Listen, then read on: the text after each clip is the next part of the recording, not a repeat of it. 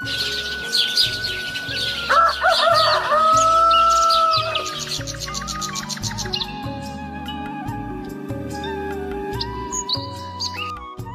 समय की बात है।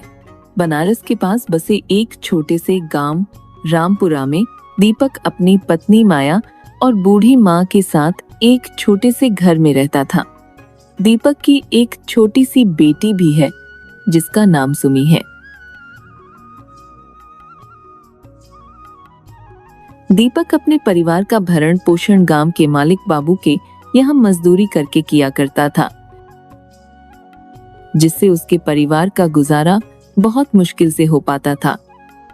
दीपक के पास एक छोटा सा खेत का टुकड़ा था जिसमें माया दिन भर मेहनत करके तरह तरह के फल और सब्जियां उगाती थी और उन्हें गांव के बाजार में बेचा करती थी।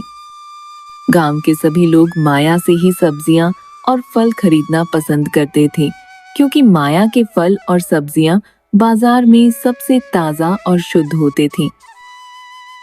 सब्जी ले लो, सब्जी, फल और सब्जी ले लो, ताज़ा हरी भरी सब्जियां ले लो। अरे माया बहन, कैसी हो और कैसा चल रहा है काम धंधा? घर में सब ठीक है ना? आओ आओ कमल भैया, सब कुछ बहुत अच्छे से चल रहा है। आप बताओ, आप कैसे हो? और आजकल सरला काकी नहीं दिखती, कैसी है वो? मैं तो ठीक हूँ माया बहन, लेकिन माँ का क्या बताऊँ, उनके पैर में मोच आ गई है, तो डॉक्टर ने उन्हें आराम करने के लिए बोला है। इसलिए अब घर का सारा काम मुझे ही करना पड़ रहा है। तो सोचा बाजार आया हूँ, क्यों ना सब्जियाँ लेते चलो। अच्छा, तो ये बात है कमल भैया, तब तो काकी का थोड़ा ख्याल रखो आप। अच्छा आप बताओ, आलू क्या भाव दिए? हमेशा की तरह 4 रुपए किलो। अच्छा ठीक है, 1 किलो आलू और कुछ बैंगन और टमाटर तोल दो। हाँ हाँ कमल भैया, अभी देती हूँ। इतना कहकर माया कमल को सब्जियां तोलकर देती है और बदले में पैसे ले लेती है।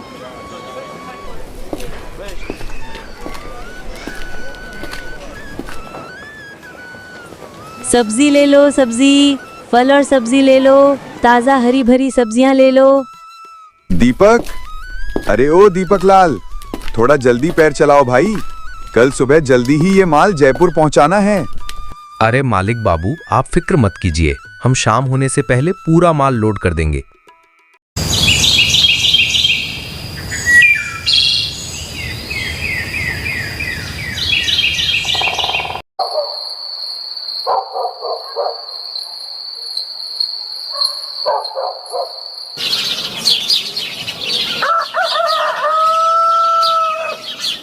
अजी, मैंने आपके लिए खाना तैयार कर दिया है, खा लो। सुबह सुबह खाली पेट काम पर मत जाना। नहीं भाग्यवान, अभी देर हो रही है, मालिक बाबू ने आज जल्दी काम पर बुलाया है, लौटकर खा लूंगा। लौटकर खा लूंगा, इसका क्या मतलब है जी? हमारे घर में एक वक्त ही तो बड़ी मुश्किल से चूल्हा जल पाता है और उसमें भी आप खाते नहीं हो, ऐसे कैसे काम चलेगा? तू चिंता मत कर माया, भगवान पर भरोसा रख। आज एक वक्त की रोटी मिल रही है, कल को 2 वक्त की भी मिल जाएगी। हम दोनों मेहनत करेंगे, सब ठीक हो जाएगा। इतना कहकर दीपक वहां से चला जाता है।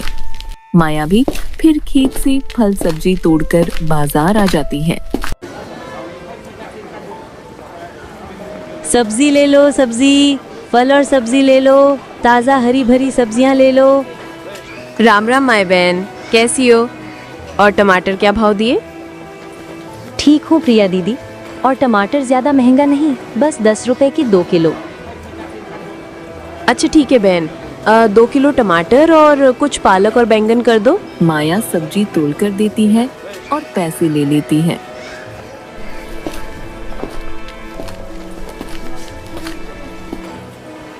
कुछ समय बाद उसके पास विनोद सेठ आता है, जो शहर में सब्जी सप्लाई का काम करता था।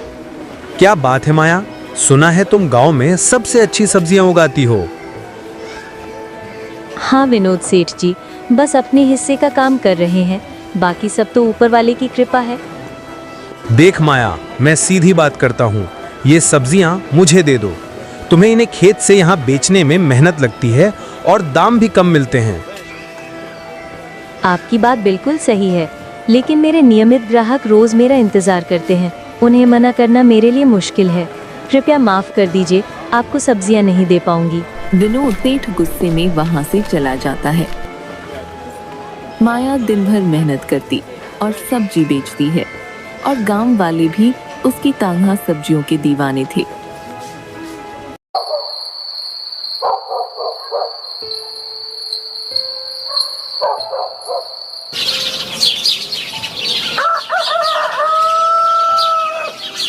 जब माया अपने खेत से सब्जियां लेकर बाजार जा रही होती है, तभी उसके पास जमींदार भैरव प्रसाद आता है। क्या बात है मायावती, आजकल तो खूब सब्जियां बेच रही हो। बस आप लोगों की दया और ऊपर वाले की कृपा है भैरव प्रसाद जी। वो सब ठीक है माया, लेकिन अब मैं तुम्हें और पानी नहीं दे पाऊंगा। अब गर्मियों का मौसम है और मेरा खेत तुम्हारे खेत से बड़ा है, मुझे भी सिंचाई करनी है। भैरव जी, मुझे थोड़े पानी की ही जरूरत होती है। अगर आप ही मदद नहीं करेंगे तो सारी फसल बर्बाद हो जाएगी। माफ करना, अब मैं कुछ नहीं कर सकता। अरे जमींदार जी, आप ही हमारे अन्नदाता हो, अगर आप ही ऐसा करोगे तो हमारा क्या होगा। माया लाख मिन्नतें करती है, लेकिन भैरव प्रसाद उसकी एक नहीं सुनता, क्योंकि माया ने उसके भाई विनोद सेठ को सब्जी देने से इनकार कर दिया था। वह उसका बदला माया से ले रहा था। बेचारी माया चुपचाप अपनी सब्जियां उठाकर दुखी मन से बाजार की ओर चल पड़ती है। वह बाजार पहुंचकर अपनी दुकान जमाकर सब्जियां बेचना शुरू ही करती है कि तभी विनोद सेठ कुछ आदमियों के साथ उसके पास आता है। वह आप देखता है ना, ताव अपने आदमियों के साथ मिलकर माया की सारी सब्जियां और फल जमीन पर बिखेर देता है। ये क्या किया आपने विनोद सेठ जी? मेरी सारी मेहनत बर्बाद कर दी। तूने मना किया था ना, अब भुगतो। और सुन, आज के बाद यहाँ ठेला लगाने की जुर्रत मत करना, वरना तुम्हें तुम्हारे पूरे परिवार समेत गांव के बाहर फेंकवा दूंगा। विनोद सेठ जी, मैं आपके आगे हाथ जोड़ती हूँ, ऐसा मत करो। यही तो एकमात्र हमारा सहारा है जिससे हमारे घर चूल्हा जल पाता है। अगर आपने ये किया तो हम भूखे मर जाएंगे, ऐसा मत करो। अरे तू चुपचाप यहाँ से जा रही है या नहीं? विनोद माया को बहुत खरी खोटी सुनाता है। बेचारी माया कुछ भी नहीं कहती है, बस चुपचाप दिल में कसक लिए दुखी मन से अपने घर की ओर चल पड़ती है।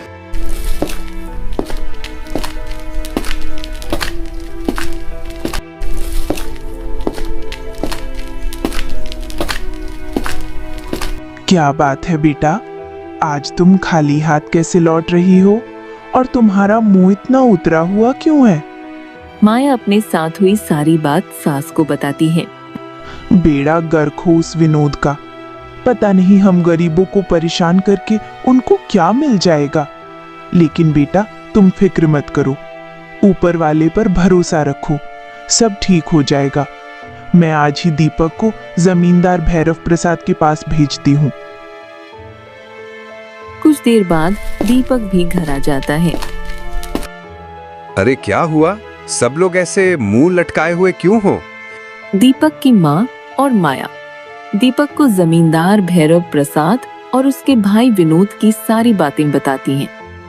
ये तो उन दोनों ने तुम्हारे साथ बहुत गलत किया। हाँ जी, यही तो आपके काम के अलावा एकमात्र हमारी आजीविका का सहारा था, और ये भी अगर बंद हो गया तो हमारे घर का गुजारा कैसे होगा। अरे भाग्यवान, तुम बिल्कुल भी फिक्र मत करो, ऊपर वाले पर भरोसा रखो, सब ठीक हो जाएगा। मैं अभी जमींदार जी के पास जाकर उनसे बात करता हूँ। इतना कहकर दीपक जमींदार भैरव प्रसाद के घर की ओर चल पड़ता है।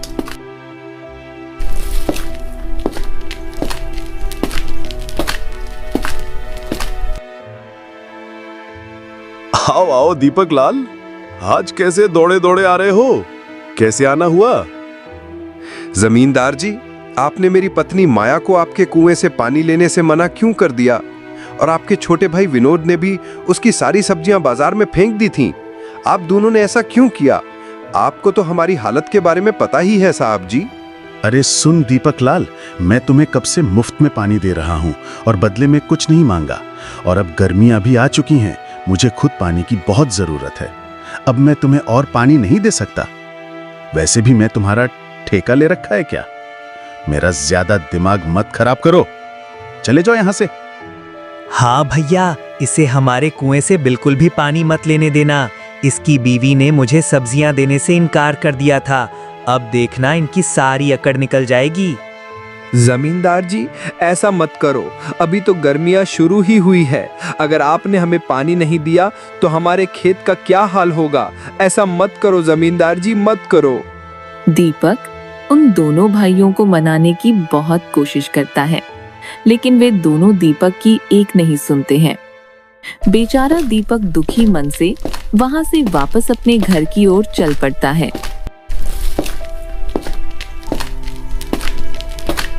दीपक जब घर की ओर जा ही रहा होता है तब उसके कानों में किसी की दर्द भरी आवाज पड़ती है। पानी, पानी, पानी, कोई मुझे पानी दे। दीपक पास जाकर देखता है कि एक बूढ़ा आदमी बेहोशी की हालत में पड़ा पानी के लिए चिल्ला रहा है। दीपक दौड़ा दौड़ा जाकर पास ही से पानी लाता है और उस बूढ़े आदमी को पानी पिलाता है। अरे बाबा जी, आप यहाँ कैसे गिर गए थे? दीपक के पूछने पर वह बूढ़ा आदमी सारी कहानी बताता है और दीपक को आशीर्वाद देकर वहां से चला जाता है। दीपक भी अपने घर आ जाता है। क्या हुआ जी? जमींदार जी ने क्या बोला? अरे भाग्यवान, जमींदार जी ने पानी देने से साफ इनकार कर दिया और बोल रहे थे कि गर्मियां आ चुकी हैं और अब हमें खुद पानी की बहुत जरूरत है, तो हरगिज पानी नहीं दे सकता। अजी, अब क्या होगा? हमारे खेत तो सूख जाएंगे, अब हमारा गुजारा कैसे होगा? अरे बेटा, तुम फिक्र क्यों करती हो? हमारे खेत में जो पुराना कुआं है ना, उसे खोद लो, उसमें से पानी निकल जाएगा। वैसे तेरे पापा और मैं उस कुएं को एक दिन में खोद दिए थे। लेकिन अम्मा, उस कुएं को खुदवाने में तो बहुत सारा पैसा खर्च हो जाएगा और इतने सारे पैसे अभी है ही कहाँ हमारे पास। अरे भाग्यवान, तुम पैसों की क्यों फिक्र करती हो? मैं हूं ना, हम दोनों मिलकर उस कुएं को खोद देंगे। और जब मिस्त्री खोद सकता है तो हम क्यों नहीं खोद सकते? ठीक है जी, कल सुबह ही हम दोनों मिलकर उस कुएं की खुदाई शुरू कर देंगे।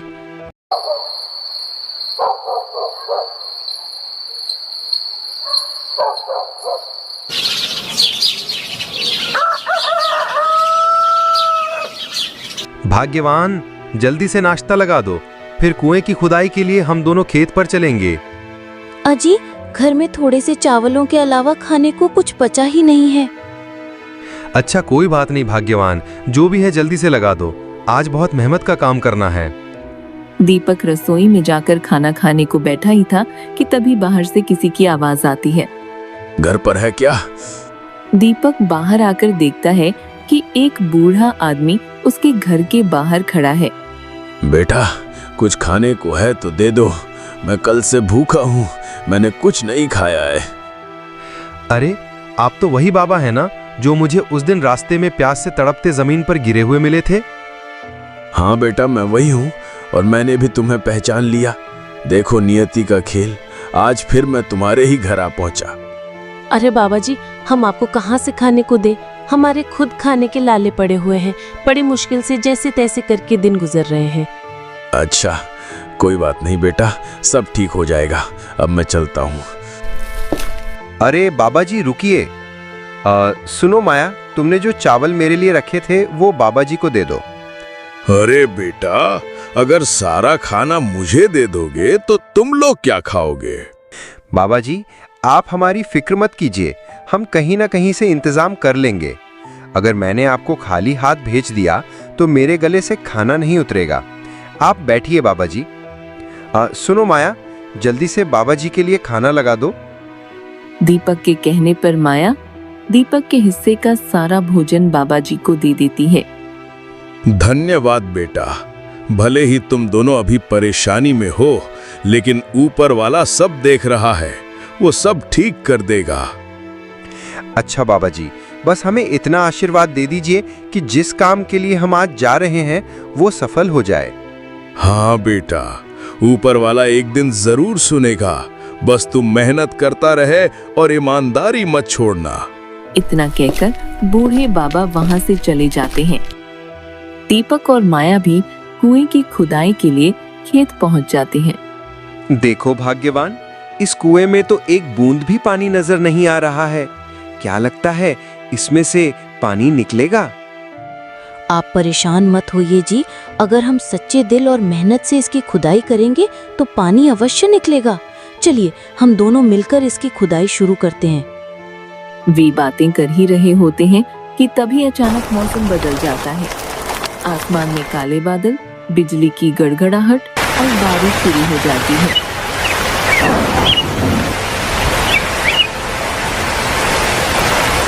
अजी देख रहे हो, लगता है ऊपर वाले ने हमारी सुन ली। हाँ भाग्यवान, ये तो सच में चमत्कार है। इस मौसम में बारिश का तो सवाल ही नहीं उठता था। देखो, बारिश के आते ही फसलों में जान आ गई है। हाँ जी, मगर हमें आगे का भी तो सोचना है।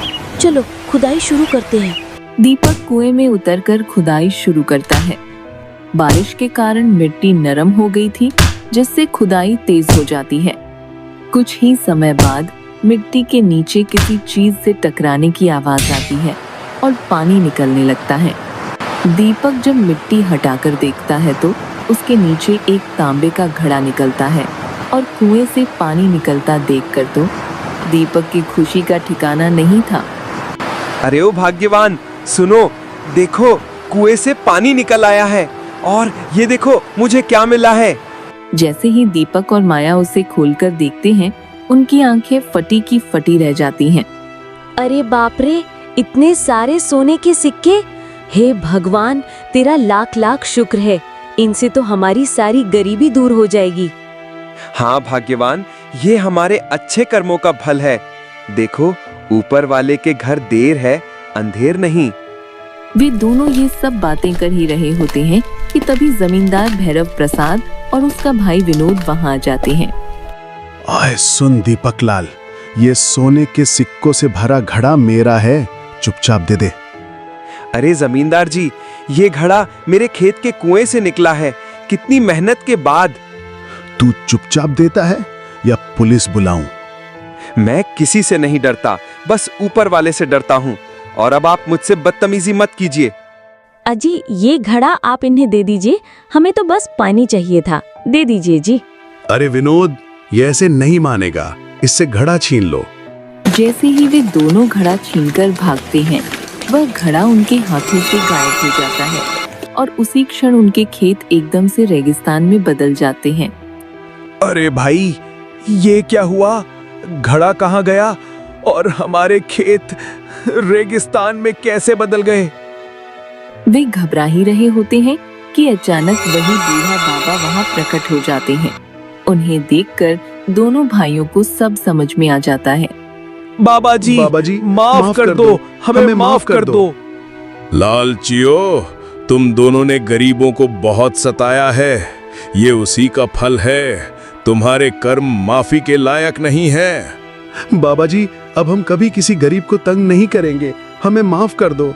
वे दोनों भाई तहे दिल से क्षमा मांगते हैं और कसम खाते हैं कि अब वे गरीबों की मदद करेंगे।